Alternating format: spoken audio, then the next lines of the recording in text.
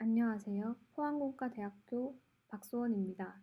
저는 오늘 이산화탄소 강제력에 대한 육상탄소순환의 히스테레시스에 대해서 발표하고자 합니다. 기후변화에 대응하기 위해 파리 기후협약에서 산업화 이전 대비 지구 평균 기온 상승을 2도보다 상당히 낮은 수준으로 유지키로 하고 1.5도 이하로 제한하기 위한 노력을 추가하기로 하였습니다. 오른쪽 그림은 온난화를 1.5도로 제한하기 위해 분석된 전지구 순 이산화탄소 배출량을 보여줍니다. 1.5도의 합리적인 변화를 이끌어내기 위한 모델들의 경로를 살펴보게 되면 전 세계 순 인위적 CO2 배출량은 2010년부터 2030년까지 약 45%가 감소하고 2050년경에는 순 제로에 도달하여 이 이후에는 네거티브, 즉 네거티브 에미션 상태에 도달하게 됩니다. 이에 따라 전 세계적으로 2050년에 탄소 중립, 즉 이산화탄소 배출량 감축뿐만 아니라 나머지 배출량만큼 이산화탄소를 흡수해서 실질적인 배출량을 0으로 만드는 것을 목표로 하고 있습니다. 현재 화석연료의 사용과 벌목 등으로 인한 인위적 이산화탄소 배출은 31%가 육상으로 23%가 해양으로 흡수되며 나머지 46%가 대기 중에 남아있게 됩니다. 육상 생물권은 현재 대기의 인위적 CO2의 많은 부분을 제거하는 천연 탄소 흡수원으로 작용하고 있습니다. 그렇기에 미래 기후변화 정도는 이산화탄소 배출뿐만 아니라 탄소 흡수원인 육상 생태계에 의해서도 조절되지만 아직까지 그 불확실성이 큽니다. 우선 육상 생태계는 기후 조건에 민감하기 때문에 그 변동성이 매우 큽니다. 해양에 비해서도 변동성이 크며 현재 이산화탄소 농도 변동성을 만들어내는 주 원인이기도 합니다.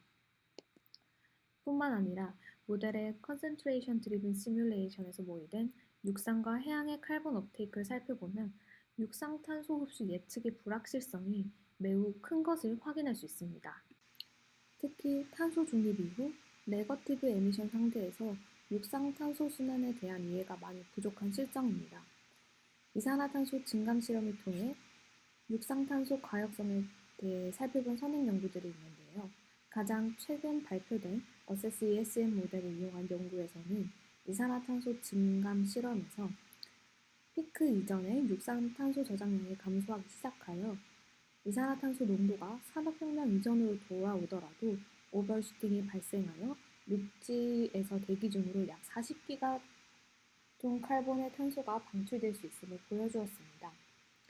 약 350년의 기간이 지난 후에야 원래 상태로 돌아올 수 있음을 보여주었는데요. 하지만 앞선 선행 연구들은 이와 반대되는 결과를 보여주었습니다. 2012년 헤드젠투 ESM을 이용한 연구에서는 이산화탄소 증가 시 식생 및 토양 탄소가 증가하고 이산화탄소 감소 시 천천히 되돌아오면서 감소가 끝난 후에 초기 상태보다 육상탄소가 더 많이 저장되어 있음을 보여주었습니다. 앞선 선행 연구들은 단일 모델 연구로 서로 상이한 반응을 보이고 있으며 탄소 중립 이후 육상 탄소 순환의 불확실성을 증대시켰습니다. 또 기존 연구들은 탄소 저장량만을 평가하여 증강 과정에서 탄소 플럭스의 변화는 아직까지 조사되지 않았고 또 이를 바탕으로 한 탄소 저장량의 변화 경향성 이해가 부족한 실정입니다. 이러한 육상탄소의 불확실성은 효과적인 기후 완화 정책 수립을 어렵게 하기에 본 연구에서는 이산화탄소 증감 실험을 활용하여 육상탄소 플럭스의 변화 그리고 과역성과 지연 반응을 살펴보고자 하였으며 특히 역배출 상황에서 육지탄소 순환의 반응을 이해하고자 하였습니다. 시밉6 지구 시스템 모형을 활용하여 멀티모델 스터디를 수행하였으며 사용한 실험은 다음과 같습니다. 앞선 선행 연구들과 동일한 실험 구성으로 140년간 이산화탄소를 1%씩 증가시킨 1% CO2 실험과 증가율과 같은 변화율로 이산화탄소를 140년간 감소시킨 후 60년간 컨트롤 실험을 수행한 1% CO2 CDR 실험을 분석하였으며 이 두 실험에서 컨트롤 실험의 기후값을 빼주어서 이산화탄소 증감으로 인한 기후 시스템 탄소 순환의 변화를 평가하고자 하였습니다. 전체 실험 기간은 340년입니다. 다음으로는 분석 결과를 보여드리도록 하겠습니다.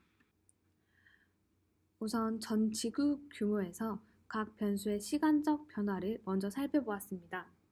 회색 실선은 이산화탄소 농도를, 회색 점선은 이산화탄소 감소가 시작되는 구간, 감소가 끝난 후 유지가 시작되는 구간을 표시하였습니다. 지표 온도와 강수 모두 이산화탄소 피크 이후 그 피크가 발생하고 천천히 감소하면서 이산화탄소가 초기 상태로 돌아오더라도 강수와 온도는 높게 유지됩니다. 이러한 기후 조건 아래서 육상 생태계는 어떻게 반응하는지 살펴보았습니다. 식생의 순 생산성을 나타내는 NPP의 경우 이산화탄소 증감을 따라가며 감소 후 초기 상태로 돌아가는 가역성을 보이고 있습니다. 하지만 호흡량은 온도가 증감에 따라서 증가하는 경향성이 있기에 온도의 지연 반응을 따라가는 경향을 보여주며 이산화탄소가 초기 상태로 돌아오더라도 높게 유지됩니다. 이런 생산성과 호흡량의 차이에 의해서 결정되는 대기 지면 탄소 플럭스 NBP의 반응은 이런 NPP와 호흡의 서로 다른 반응으로 인해서 큰 히스테레시스를 보여줍니다. 즉, 이산화탄소 농도가 같더라도 증감에 따라서 플럭스의 상태가 달라지게 됩니다. 이산화탄소 증가 시기에는 지면은 잘 알려진 대로 탄소 흡수원으로 작용합니다. 피크 이후 이산화탄소 농도가 감소함에 따라 플럭스가 서서히 감소하지만 수십 년간 탄소 흡수원으로서의 역할을 유지하게 됩니다. 그 이후 탄소 배출원으로 서서히 전환됩니다. 이 결과적으로 이런 플럭스의 적분값으로 계산되는 이 토지의 탄소 총 저장량은 지연 반응을 보이고 이로 인해서 이산화탄소 농도가 원래대로 돌아오더라도 지면은 약 113기가톤 칼본 정도를 더 많이 저장할 수 있음을 확인하였습니다. 위도별로 그 반응을 좀 더 자세히 살펴보았습니다.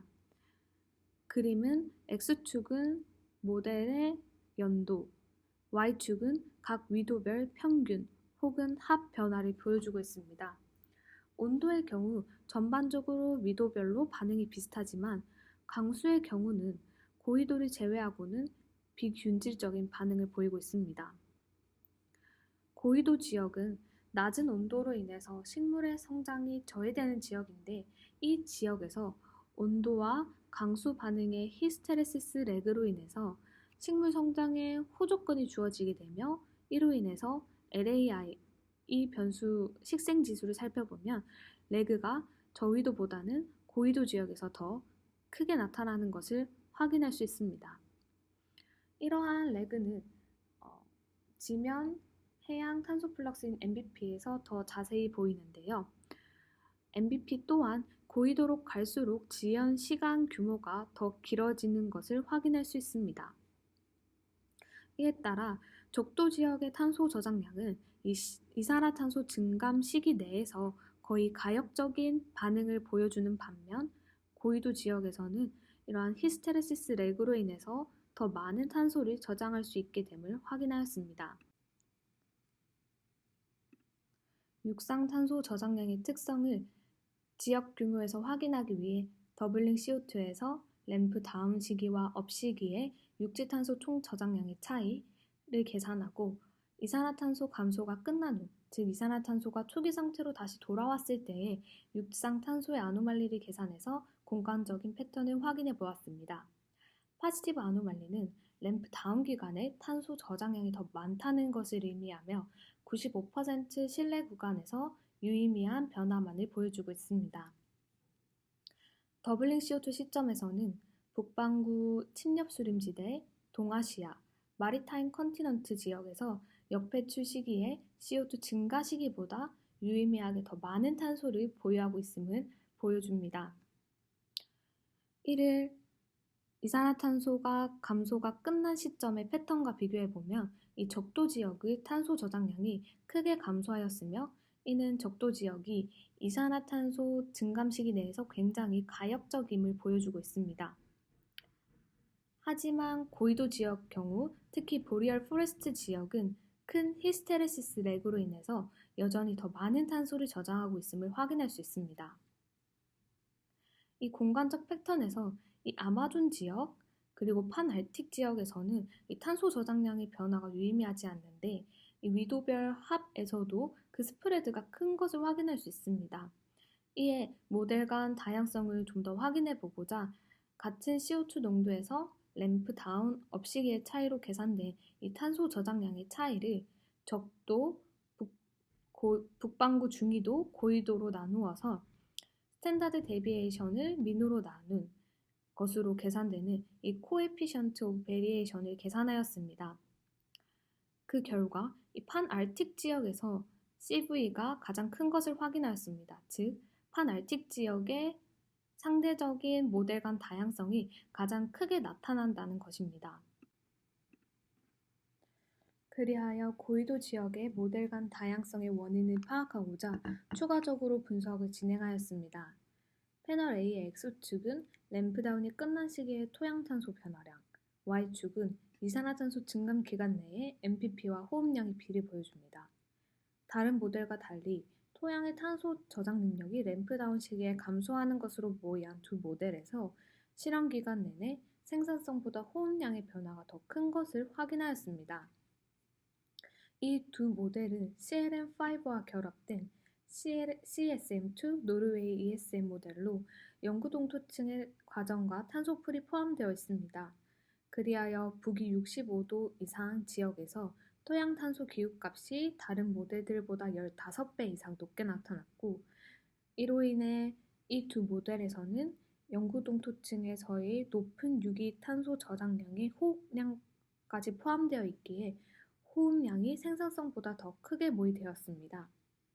그 결과 MBP의 변화를 살펴보면 퍼마프로스트가 포함되지 않는 다른 모델은 앞서 보여드린 경향과 동일하게 히스테레시스 레그를 보이고 램프 다운 시기에 탄소 저장량이 더 높고 실험이 끝난 후에도 육상탄소가 더 높게 유지되는 것을 보인 반면 영구 동토층을 포함하는 이 두 모델의 경우는 CO2가 증가하는 시기라도 탄소 방출을 모의하며 특히 이산화탄소가 증가함에 따라 급격히 증가 후 다시 감소를 하지만 이 기간 내내 탄소 방출을 모의하기 때문에 이런 이산화탄소 배출량이 꾸준히 누적되어서 토지 탄소 저장량이 계속 감소하는 것을 확인할 수 있습니다. 결과적으로는 약 40기가톤 정도의 비가역적인 탄소 방출이 발생할 수도 있는 것입니다. 다음은 요약입니다. 간단히 요약하자면 육상 대기탄소 플럭스의 히스테레시스 렉으로 인해 이산화탄소가 산업혁명 이전으로 다시 돌아가더라도 육지는 더 많은 탄소를 저장할 수 있으며 이는 육상 생태계가 추후에 역배출에 대한 부담을 감소시킬 수 있음을 시사합니다.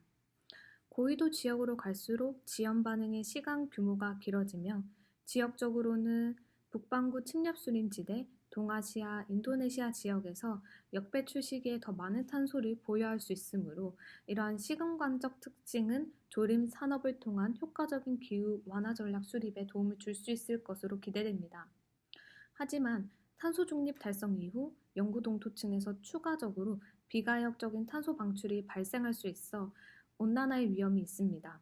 현재 영구 동토층의 과정의 불확실성이 높지만 탄소 순환에 미치는 그 중요한 역할을 고려한다면 빠른 시일 내에 미티게이션 패스웨이 및 정책 수립에 고려되어야 할 것으로 보입니다. 발표를 들어주셔서 감사합니다.